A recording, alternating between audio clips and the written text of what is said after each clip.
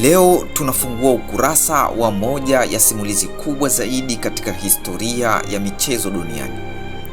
Simulizi ya mashindano ambayo kila baada ya miaka minne husimamisha dunia. Mashindano ambayo yamesababisha mataifa kushangilia usiku kucha, wengine kulia kwa maumivu, wengine kuingia vitani kwa maneno, na wengine kuwa mashujaa wa milele. Mashindano ambayo yamewaunganisha mabilioni ya watu kwa kitu kimoja tu, ambacho ni mpira wa miguu, yani football. Hii ni historia ya kombe la dunia. Lakini kabla ya kuwepo na Lionel Messi akiinua kombe mwaka 2022, kabla ya Diego Maradona kutengeneza mkono wa Mungu ama mkono wa dhahabu mwaka 1986, kabla ya Pele kuwa mfalme wa soka, na hata kabla ya FIFA kuwa shirika kubwa zaidi la michezo duniani, kulikuwa na ndoto ya mtu mmoja, ndoto ambayo ilionekana haiwezekani kabisa. Fuatana nami kujua mwanzo wa ndoto hii. Karibu The Storyside.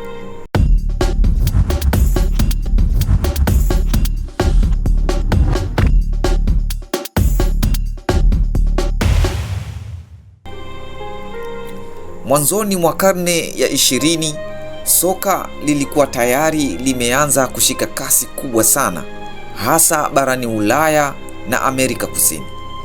Nchi kama England, Ufaransa, Italia, Uruguay na Argentina zilikuwa zimeanza kulifanya soka kuwa sehemu ya utambulisho wao wa kitaifa. Mashabiki walikuwa wanajaa viwanjani, vilabu vilikuwa vikianza kupata umaarufu, na mashindano ya ndani ya nchi yalikuwa yakikua kwa kasi. Lakini pamoja na ukuaji huo wote, kulikuwa na pengo moja kubwa sana kwenye mchezo huu. Pengo hili ni kutokuwepo kwa bingwa wa kweli wa dunia. Kila nchi ilijiona bora kwa njia yake. Ulaya iliamini ina soka la kisasa na lenye mpangilio, wakati Amerika Kusini ilijiona ina ubunifu na vipaji vya asili visivyozuilika. Lakini hakukuwa na sehemu ya kuwapima wote kwa kiwango kimoja, uwanja mmoja, sheria moja na ushindani wa moja kwa moja. Hivyo wazo la bingwa wa dunia lilikuwa bado halijazaliwa rasmi. Kulikuwa na jaribio moja tu lililokuwepo wakati huo, ambalo ni mashindano ya Olimpiki. Lakini Olimpiki hayakutosheleza kabisa kwa soka, kwa sababu kulikuwa na michezo mingi tofauti, si soka pekee. Mara nyingi timu hazikuwa na wachezaji wao bora, walikuwa amacha zaidi, na mfumo wake haukuonyesha ubora halisi wa taifa moja dhidi ya jingine kwa nguvu kamili ya soka la kitaalamu lililoanza kukua. Kwa hiyo, japokuwa kulikuwa na ushindani, bado dunia haikuwa na jibu moja la swali moja muhimu, ambalo ni nchi gani hasa ni bora zaidi duniani kwenye soka. Hapa ndipo wazo jipya lilianza kuota polepole ndani ya vichwa vya viongozi wachache wa soka. Wazo hilo lilikuwa rahisi lakini kubwa sana, ambalo ni kuunda mashindano maalumu ya mataifa yote duniani yasiyofungwa na Olimpiki, ambapo kila nchi inaweza kuleta nguvu yake kamili na kupigania taji la dunia. Wazo hili halikuwa rahisi kulitekeleza kwa wakati huo. Usafiri ulikuwa mgumu, gharama zilikuwa kubwa, na dunia bado haikuwa imeunganishwa kama ilivyo leo. Lakini ndani ya mazingira hayo magumu, kulikuwa na mtu mmoja ambaye alianza kulibeba wazo hili kwa uzito mkubwa zaidi kuliko wengine, ambaye ni Jules Rimet. Rimet aliona zaidi ya michezo. Aliona kitu ambacho wengine hawakuona. Aliona soka linaweza kuwa lugha moja ya dunia nzima, inayoweza kuunganisha mataifa hata baada ya migogoro na tofauti zao. Na kutoka hapo, msingi wa wazo lake la kombe la dunia ukaanza kujengwa kimya kimya. Rimet hakuwa tu kiongozi wa kawaida wa michezo. Alikuwa mtu mwenye mtazamo wa mbali. Aliamini kwamba soka linaweza kufanya jambo ambalo siasa na diplomasia mara nyingi zilishindwa kufanya, ambacho ni kuunganisha mataifa yaliyogawanyika. Alipoongoza FIFA, hakuliona soka kama burudani ya viwanjani pekee. Aliona kama zana ya kijamii na kiulimwengu. Ndani ya fikra zake, soka lilikuwa na uwezo wa kuwa lugha ya dunia, ambapo watu wa mataifa tofauti wanaelewana bila maneno. Daraja kati ya mataifa linalounganisha nchi zote zenye historia tofauti na migogoro, na kama chombo cha amani baada ya vita, ambapo itakuwa njia ya kurudisha uhusiano kati ya mataifa yaliyoharibika kisiasa. Hivyo wazo lake lilikuwa kubwa zaidi kuliko mchezo wenyewe. Baada ya vita vya kwanza vya dunia ilikuwa katika hali ya uchovu mkubwa wa kihisia na kisiasa. Miji mingi ilikuwa imeharibiwa, uchumi wa nchi nyingi ulikuwa umeanguka, na uhusiano kati ya mataifa ulikuwa dhaifu au umevunjika kabisa. Katika mazingira haya, michezo haikuwa tu burudani, ilikuwa moja ya njia chache zilizoweza kurudisha hisia za kawaida kati ya watu na watu. Lakini hata hivyo, soka bado halikuwa limepewa nafasi ya kuwa kitu cha kimataifa kwa kiwango kikubwa. Lilikuwa limegawanyika katika maeneo, Ulaya upande wake, Amerika Kusini upande wake, na kila eneo likiwa na mashindano yake. Hapa ndipo Rimet alipoamini jambo moja la kipekee, ya kwamba dunia haikuhitaji mashindano ya michezo tu, bali mashindano ya dunia nzima kwa pamoja. Alianza kushinikiza wazo hili ndani ya FIFA kwa nguvu na uvumilivu mkubwa, akijaribu kuwashawishi viongozi wengine kuambia kuwa soka linaweza kuwa zaidi ya mipaka ya bara au taifa. Na ndani ya huo msimamo wake, alitamka wazo lililobaki kuwa msingi wa historia yote iliyofuata, akisema dunia inaweza kuunganishwa kupitia soka. Ingawa wazo la Rimet lilikuwa na mvuto mkubwa na wa kipekee, lakini halikupokelewa kwa mikono miwili ndani ya FIFA au katika dunia ya soka kwa ujumla. Kwa viongozi wengi wa wakati huo, wazo la kuunda mashindano ya dunia lilionekana kama ndoto kubwa kupitia uwezo wa wakati huo, sababu dunia yenyewe bado ilikuwa imegawanyika kiuchumi, kisiasa na kijiografia, na kuunganisha mataifa yote kwenye shindano moja kulionekana kuwa changamoto kubwa sana. Upinzani mkubwa ulitokana na mambo kadhaa ya msingi. Moja, gharama kubwa za usafiri. Safari za bahari zilikuwa ndefu na za gharama kubwa, hasa kwa timu kutoka Ulaya kwenda Amerika Kusini au maeneo mengine ya mbali. Mbili, ugumu wa usafirishaji na muda. Haikuwa rahisi kwa timu kusafiri na kurudi bila kuathiri kazi, ligi za ndani na maandalizi ya mashindano. Tatu, tofauti za maendeleo ya soka. Nchi hazikuwa kwenye kiwango kimoja cha soka. Baadhi zilikuwa za kitaalamu zaidi, wakati nyingine zilikuwa bado kwenye hatua za awali. Hili ilizua hofu ya ushindani usio sawa. Kwa sababu hizi, wengi waliona kuwa wazo la kombe la dunia lingeweza kushindwa kabla hata halijaanza. Lakini tofauti na wengine, Rimet hakuona vikwazo kama mwisho wa wazo lake. Aliendelea kulisukuma mbele ndani ya mikutano ya FIFA, akijenga hoja kwa uvumilivu na imani ya kwamba soka lina nguvu ya kuvuka changamoto zote. Polepole wazo lake lilianza kupata uungwaji mkono, si kwa sababu lilikuwa rahisi, bali kwa sababu lilikuwa na maana kubwa kwa mustakabali wa mchezo wenyewe. Hatimaye, baada ya mijadala mingi na upinzani mkali, alifanikiwa kuwashawishi viongozi wa FIFA kukubali kujaribu jambo ambalo halijawahi kufanywa kabla katika historia ya michezo. Mwaka 1930 dunia ilishuhudia tukio ambalo watu wachache tu waliamini lingewezekana. Kwa miongo mingi, mataifa yalikuwa yakicheza soka ndani ya mipaka yao au kwenye mashindano machache ya kikanda. Wazo la kuzikutanisha nchi kutoka mabara tofauti ili zipambane kutafuta bingwa mmoja wa dunia lilionekana kuwa ndoto kubwa mno kwa wakati huo. Lakini baada ya miaka ya mijadala mikali ndani ya FIFA, maandalizi ya kina na juhudi zisizokoma za viongozi kama Rimet, ndoto hiyo ilianza kuwa halisi.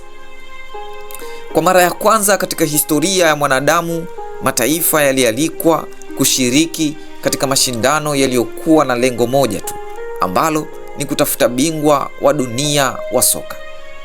Hakukuwa na Olimpiki ya kuwazuia, hakukuwa na mashindano mengine ya kuingilia kati. Haya yalikuwa mashindano maalum ya soka pekee, na swali kubwa lilikuwa ni nani angekuwa mwenyeji wa tukio hili la kihistoria. Mwisho wa miaka ya 1920, Uruguay ilikuwa moja ya mataifa yenye nguvu zaidi katika soka duniani. Haikuwa nchi kubwa kwa idadi ya watu wala eneo lake, lakini ilikuwa taifa lililokuwa limejenga heshima kubwa kupitia mafanikio ya uwanjani.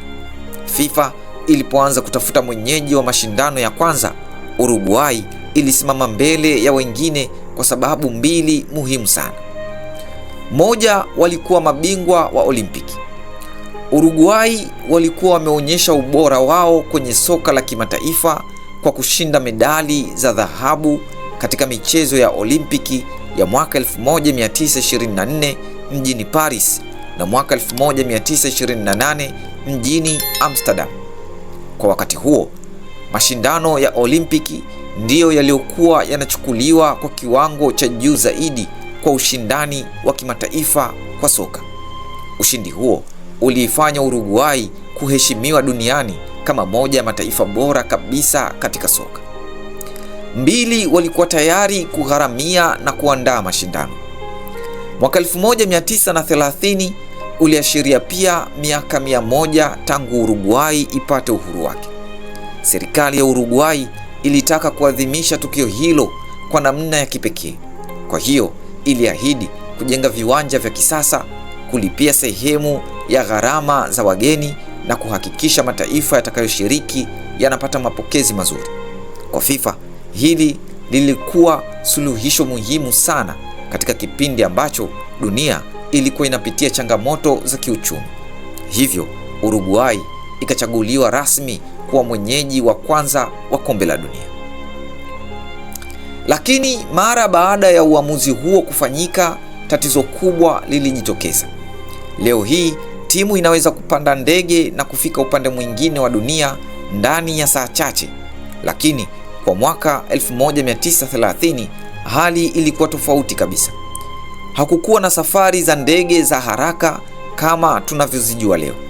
Timu kutoka Ulaya zilipaswa kuvuka bahari ya Atlantiki kwa kutumia meli. Safari hiyo ilichukua karibu wiki 2 hadi 3.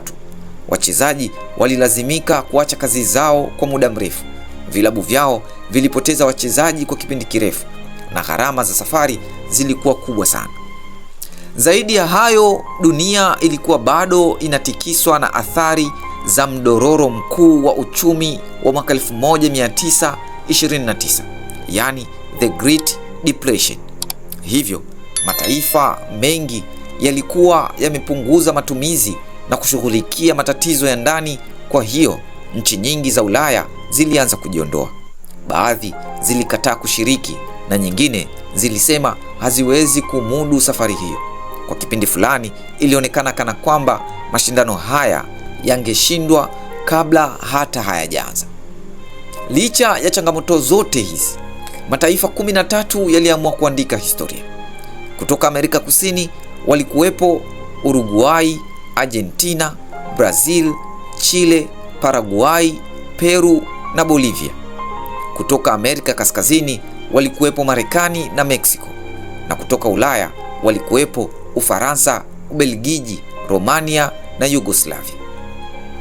Kinachofurahisha kujua ni kwamba timu za Ulaya zilizosafiri kwenda Uruguay zilifanya safari pamoja ndani ya meli moja iliyojulikana kama SS Contevelde. Ndani ya meli hiyo walikuwepo wachezaji, viongozi wa FIFA, waamuzi pamoja na Jules Rimet mwenyewe akiwa amebeba kombe la dunia kwenye mizigo yake.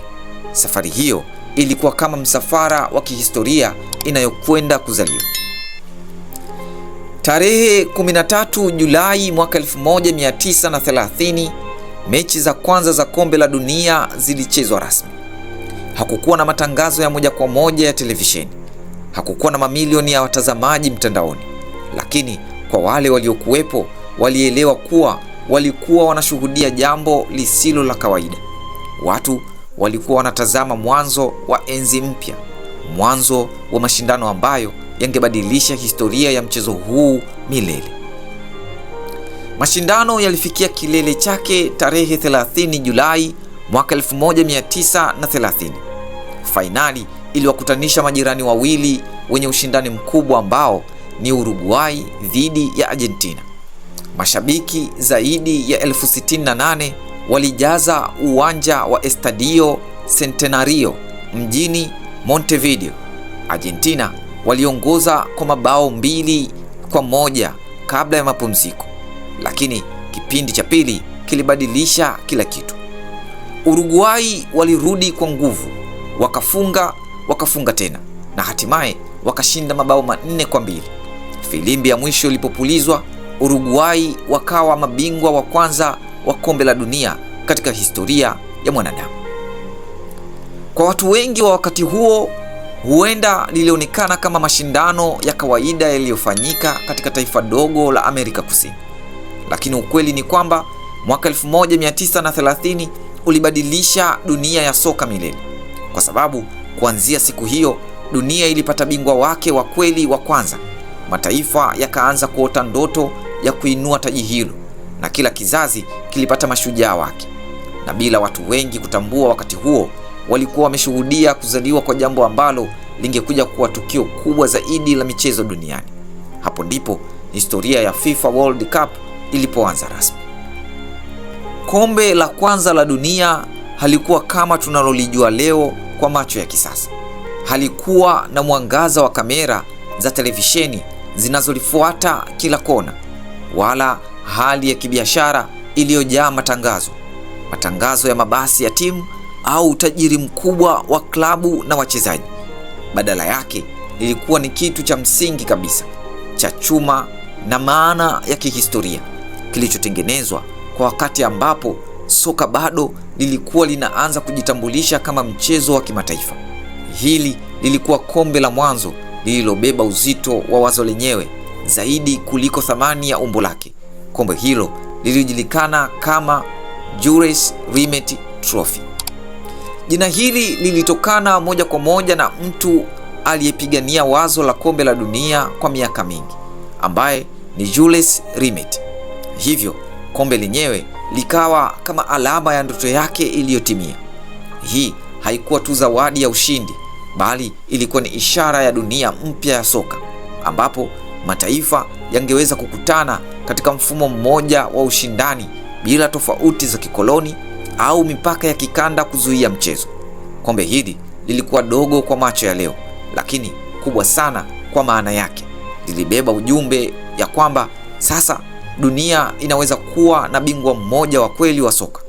Na katika mashindano hayo ya kwanza ya kihistoria, timu zilizoshiriki zilipigana kuandika jina lao kwenye ukurasa wa kwanza wa historia mpya. Hatimaye taifa lililofanikiwa kuthibitisha ubora wake katika mashindano haya ya mwanzo ilikuwa ni Uruguay. Uruguay walitumia nafasi yao ya mwenyeji vizuri, wakionyesha nguvu, nidhamu na ubora wa soka la wakati huo, na hivyo kuwa mabingwa wa kwanza wa dunia. Ushindi wao haukuwa tu ushindi wa mechi moja au shindano moja. Ulikuwa ni uthibitisho kwamba wazo la kombe la dunia linaweza kufanya kazi kweli kweli. Na hapo ndipo kitu kikubwa kilipotokea. Wazo ambalo lilianza kama mjadala mgumu na lililopingwa na wengi, lakini ghafla lilibadilika kuwa ukweli ulio hai. Historia ya kombe la dunia ikazaliwa rasmi, na kutoka siku hiyo dunia ya soka haikurudi tena nyuma. Badala yake ilianza safari mpya ambayo iliendelea kukua, kubadilika na kuunganisha dunia kizazi baada ya kizazi. Baada ya mafanikio ya mashindano ya kwanza mwaka 1930, FIFA iligundua jambo muhimu sana, ya kuwa kombe la dunia halikuwa jaribio la muda mfupi, bali dunia ilikuwa imelipokea. Ingawa kulikuwa na changamoto nyingi. Mashindano haya yalikuwa yamethibitisha kwamba mataifa yalikuwa tayari kusafiri maelfu ya kilomita kwa ajili ya heshima ya kuwakilisha nchi zao mbele ya dunia. Lakini safari ya kombe la dunia haikuwa rahisi. Mwaka 1934 mashindano yalifanyika nchini Italia, yakifuatiwa na yale ya mwaka 1938 nchini Ufaransa. Ilionekana kana kwamba kombe la dunia lilikuwa limepata mwelekeo wake, lakini ghafla dunia ikatikiswa tena. Vita vya pili vya dunia vilipoanza mwaka 1939, kila kitu kilibadilika. Mataifa yaliyokuwa yakikutana viwanjani sasa yalikuwa yanakutana kwenye medani za vita. Miji iliharibiwa, mamilioni ya watu walipoteza maisha, na kwa mara ya kwanza katika historia yake kombe la dunia lililazimika kusimama. Mashindano ya mwaka 1942 na mwaka 1946 hayakufanyika kabisa. Hivyo ndoto ya Jules Rimet ilionekana kuwa hatarini, lakini haikufa. Mwaka 1950, baada ya vita kumalizika, kombe la dunia lilirejea nchini Brazil, na kurejea kwake kulikuwa na maana kubwa zaidi kuliko ushindani wa soka.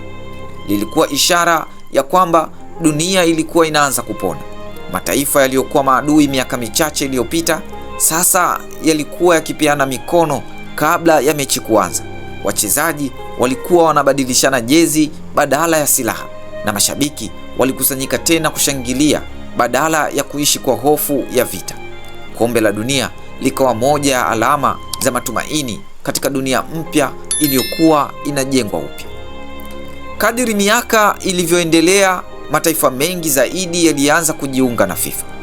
Mwanzoni mashindano yalitawaliwa zaidi na nchi za Ulaya na Amerika Kusini, lakini baadaye Afrika, Asia, Amerika Kaskazini na Oceania zilianza kupata nafasi kubwa zaidi.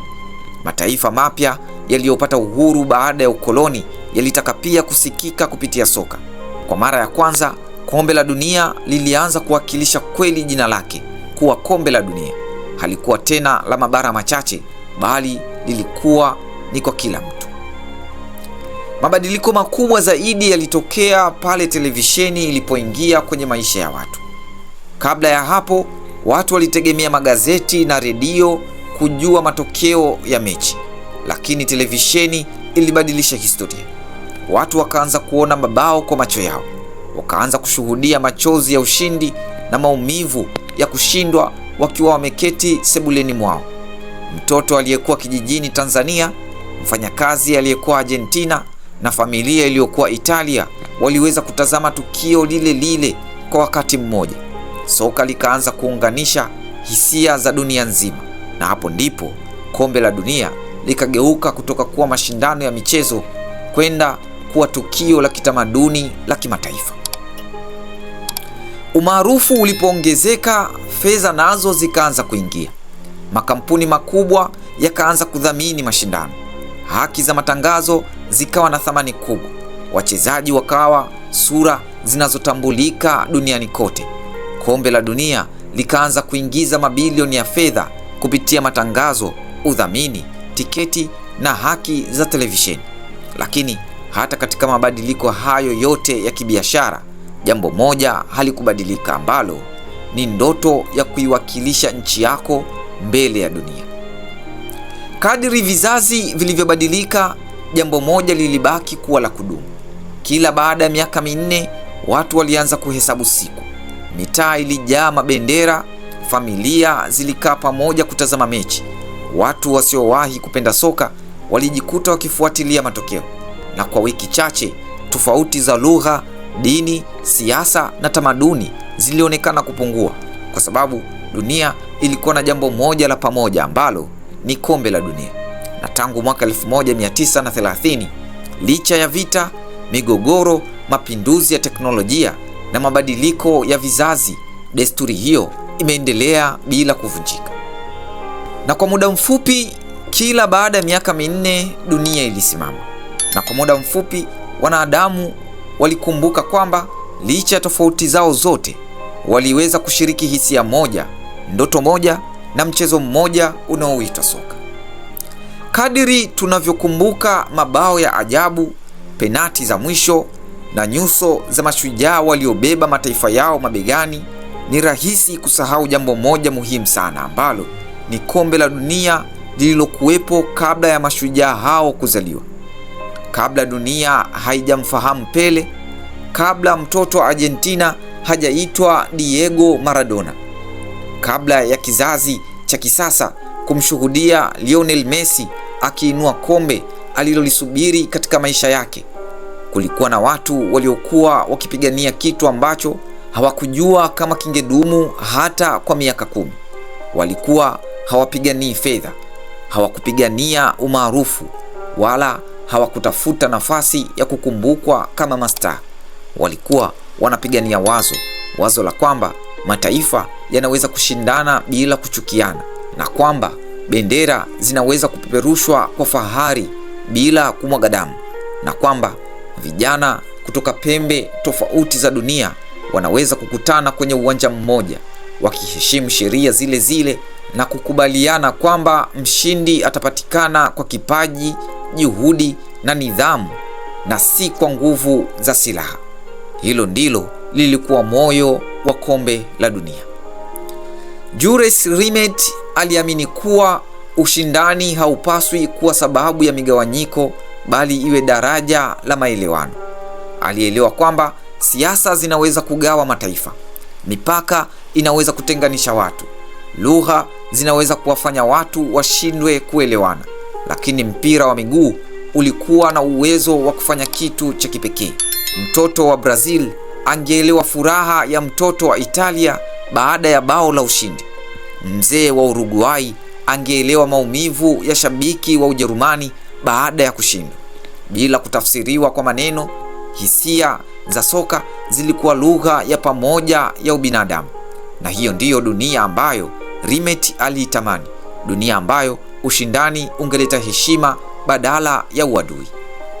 Ndiyo maana tunapowaona Pele, Maradona, Messi, Zidane au Ronaldo, tunapaswa kuelewa kuwa wao hawakuanzisha simulizi hii. Wao walikuwa waandishi wa sura zake. Pele aliandika sura ya kipaji kisicho na kifani. Maradona aliandika sura ya ubunifu, mabishano na uasi wa kisoka. Messi ameandika sura ya subira, kuvumilia na kutimiza ndoto iliyochelewa kutimia. Lakini kitabu chenyewe kilikuwa tayari kimefunguliwa muda mrefu kabla yao.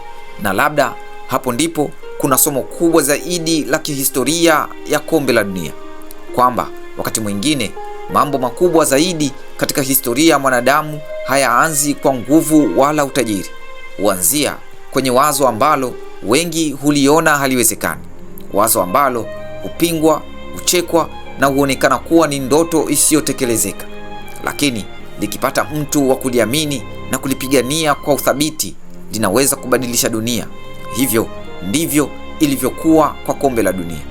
Lilianza kama ndoto ya kuunganisha mataifa kupitia mchezo, likapitia vita, upinzani na changamoto zisizohesabika, na leo limekuwa tukio linalosimamisha dunia nzima kila baada ya miaka 4.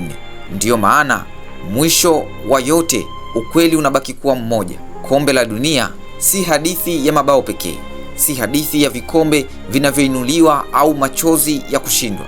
Ni hadithi ya tumaini, ni hadithi ya watu kuamini kwamba hata kama dunia inaweza kugawanyika kwa mambo mengi, bado inaweza kuunganishwa kwa jambo moja rahisi sana, ambalo ni mpira wa miguu. Watu wengi wanapofikiria kombe la dunia huona picha ya wachezaji wakiliinua juu huku wakishangilia, lakini ni wachache wanaojiuliza swali kuwa, je, kombe hili lilikuwa hivi tangu mwanzo? Jibu ni hapana. Kombe la dunia limepitia mabadiliko makubwa, si tu katika historia yake, bali hata katika umbo lake, vifaa vilivyotumika kulitengeneza na thamani yake. Jules Rimet Trophy ndilo lilikuwa taji la kwanza la kombe la dunia. Awali halikuitwa kwa jina hilo, liliitwa Victory, likiwa ni kumbukumbu ya mungu wa ushindi katika mitholojia ya Kigiriki aliyejulikana kama Nike. Baadaye mwaka 1946 FIFA iliamua kulipa heshima kwa mtu aliyepigania kuzaliwa kwa kombe la dunia. Ndipo taji hili likapewa jina la Jules Rimet Trophy. Kombe hili lilitengenezwa na mchongaji wa Kifaransa aitwaye Abel Lafleur. Muundo wake ulikuwa tofauti kabisa na wa leo. Lilikuwa na sanamu ya mwanamke aliyekuwa amesimama akiwa ameinua kitu juu ya kichwa chake. Mwanamke huyo alikuwa akimwakilisha Nike, yaani mungu wa ushindi katika tamaduni za Kigiriki. Kombe hilo lilikuwa na urefu wa sentimita 35. Lilikuwa na uzito wa takriban kilogramu 3.8 na lilitengenezwa kwa madini ya fedha iliyopakwa dhahabu. Chini yake kulikuwa na msingi wa mawe ya thamani aina ya lapis yenye rangi ya samawati. Kwa macho ya leo lilionekana dogo, lakini kwa wakati huo lilikuwa taji kubwa zaidi ambalo mwanasoka angeweza kuota kulishika. Mwaka 1966, kabla ya kombe la dunia kufanyika England, kombe hilo liliibiwa wakati lilipokuwa linaonyeshwa hadharani mjini London. Dunia nzima ilishtuka. Polisi walifanya uchunguzi mkubwa, lakini aliyelipata hakuwa askari. Alikuwa mbwa mmoja aitwaye Pickles. Mbwa huyo aliligundua kombe likiwa limefungwa kwenye karatasi chini ya kichaka nje ya nyumba moja. Tukio hilo likawa moja ya visa vya ajabu zaidi katika historia ya kombe la dunia.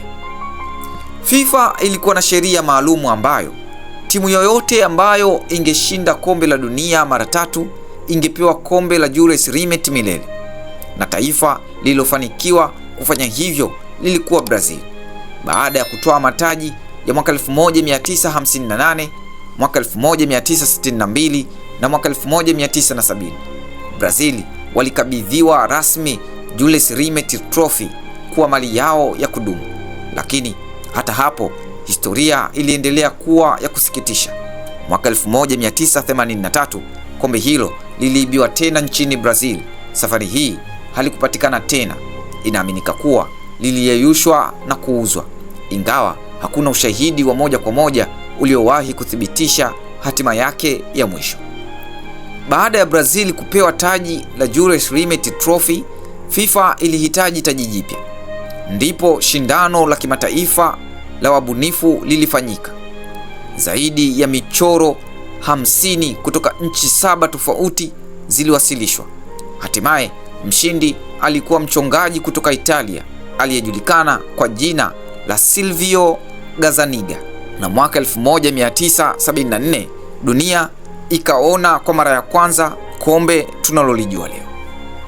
Tofauti na la zamani, kombe la sasa linaonyesha wanadamu wawili wakiinua dunia juu. Kwa mujibu wa Gazzaniga mwenyewe, alitaka kuonyesha furaha, nguvu na ukuu wa mwanadamu katika ushindi. Kombe hili lina urefu wa sentimita 36.8, uzito wa kilogramu 6.175 na limetengenezwa kwa dhahabu safi ya karat 18. Sehemu ya chini imetengenezwa kwa mawe ya kijani aina ya malachite. Kwa sababu ya thamani yake, kombe hili huhifadhiwa kwa uangalizi mkubwa sana. Kwa thamani ya dhahabu pekee, wataalamu hukadiria kuwa kombe la sasa lina thamani ya zaidi ya dola za Kimarekani 250,000. Hii ni sawa na shilingi milioni 655 za Kitanzania. Lakini thamani yake halisi haiwezi kupimwa kwa fedha, kwa sababu kwa mwanasoka yeyote hili si kipande cha dhahabu tu, bali ni ndoto ya utotoni. Ni ishara mafanikio makubwa katika soka. Ni taji ambalo wachezaji wakubwa kama Pele, Diego Maradona, Zinedine Zidane na wengine wengi walilitafuta kwa nguvu zote. Usichokijua kuhusu kombe la dunia ni kwamba bingwa hapewi kombe halisi. Tofauti na Jules Rimet Trophy, kombe la sasa hubaki kuwa mali ya FIFA. Timu bingwa huruhusiwa kuliinua wakati wa sherehe za ushindi, lakini baadaye hulirudisha. Badala yake hupewa nakala maalumu ya kumbukumbu iliyotengenezwa kwa dhahabu iliyopakwa. Hii ni kwa ajili ya kulinda moja ya vitu vya thamani zaidi katika historia ya michezo. Kwa zaidi ya miaka 90, kombe la dunia limebadilika kutoka sanamu ndogo ya ushindi hadi kuwa moja ya alama zinazotambulika zaidi duniani. Lakini jambo moja halijabadilika, ambalo ni hisia zinazolizunguka. Kwa sababu haijalishi limetengenezwa kwa fedha iliyopakwa dhahabu au dhahabu safi ya karati 18, kwa mchezaji anayeliinua kombe hili lina maana moja tu, ya kuwa amefikia kileleni mwa dunia katika maisha ya soka. Tangu mwaka 1930, mamia ya mataifa yamewahi kushiriki katika ndoto ya kutwaa kombe la dunia. Lakini jambo la kushangaza ni kwamba kwa zaidi ya miaka 90 ya historia ya mashindano haya, ni mataifa 8 pekee yaliyowahi kuliinua taji hili.